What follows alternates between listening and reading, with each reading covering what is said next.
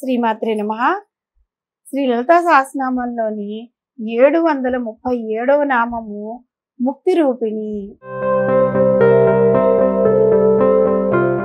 దీనికి అర్థం ఏంటంటే ముక్తి అంటే ముక్తియే, లేదంటే మోక్షమే. రూపిణి తన రూపంగా కలిగినది అని. నిర్గుణ నిర్వికల్ప నిరాకార స్వరూపిణి అయిన అమ్మ ముక్తియే తన స్వరూపంగా కలిగి ఉంటుంది. ఇంతకు ముందు నామంలో మనము మిథ్యా జగదధిష్టాన అని, ముక్తిద అనే నామాలతో అనుసంధించి వివరించుకున్నాము.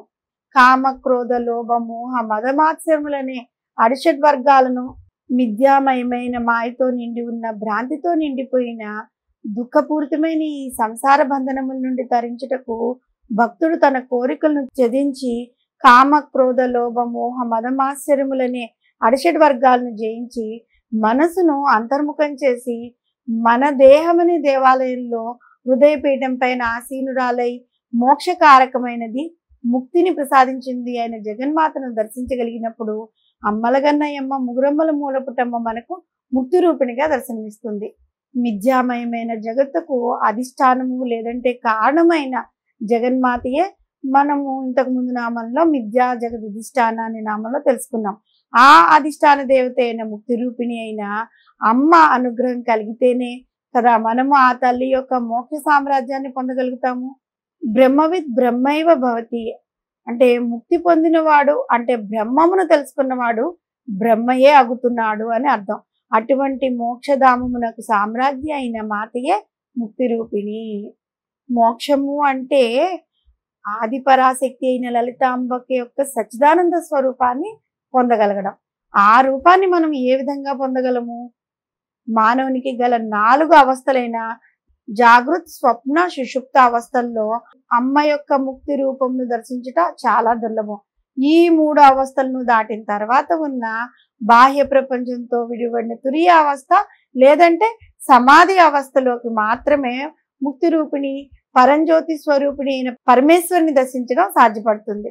జగద్గురువులైన ఆదిశంకర్లు అన్నపూర్ణాష్టకంలో వారణాసిలో స్థితురాలై ఉన్న అన్నపూర్ణాదేవిని ఏ విధంగా స్తుతించారు అంటే, కైలాస పర్వత గుహల్లో వసించే దానవు, ధవళవర్ణం కలదానవు, ఉమాదేవివి, ఈశ్వరుని భార్యవు, వేదార్థమును బోధించుదానవు, ఓంకార బీజాక్షర స్వరూపిణివి, మోక్షద్వారపు తలుపులను తెరచడి దానవు, కాశీపట్టణకు అధినేత్రివి, దయామయివి, అన్నపూర్ణేశ్వరి అయిన నేను నిన్ను భిక్షకై ప్రార్థిస్తున్నానమ్మా అని ఆదిశంకర్లు అన్నపూర్ణాష్టకంలో అమ్మవారిని స్తుతించారు.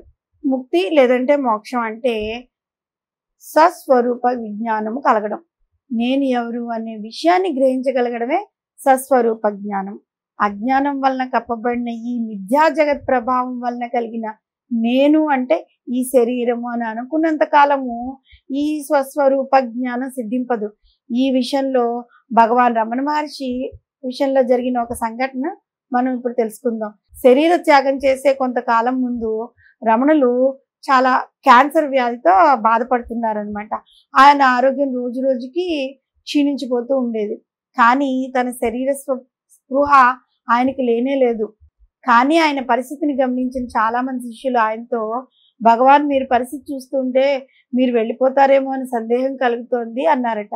అందుకు భగవాన్ వారితో ఏమన్నారంటే, తన ఆత్మను ఉద్దేశించి చెప్తూ, ఇది ఎక్కడికి వెళ్ళగలదు, ప్రపంచం అంతా నిండి ఉన్న దీన్ని వెళ్ళడానికి జాగాయే లేదు, భయపడకండి అన్నారట.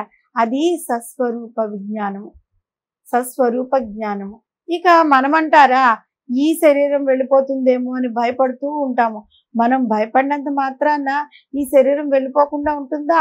ఈ సస్వరూప జ్ఞానమును కలిగించేదే ముక్తి రూపిణి. ఈ మాయామయమైన జగత్తులో అజ్ఞానముతో చిక్కుకుపోయి స్థితి నుండి ముక్తికి ప్రసాదించే చల్లని తల్లి కటాక్షముతో సస్వరూప విజ్ఞానం పొందిన భక్తులకు తన ముక్తి రూపము దర్శింపచేసే జగన్మాతను ముక్తి రూపిణి అనే నామంతో మనం స్మరించినట్లయితే సస్వరూప జ్ఞానం మనకి కలిగి ఈ శరీరం మీద వ్యామోహం తగ్గుతుంది. ముందుగా మృత్యుభయం పోతుంది. శ్రీమాత్రే నమః.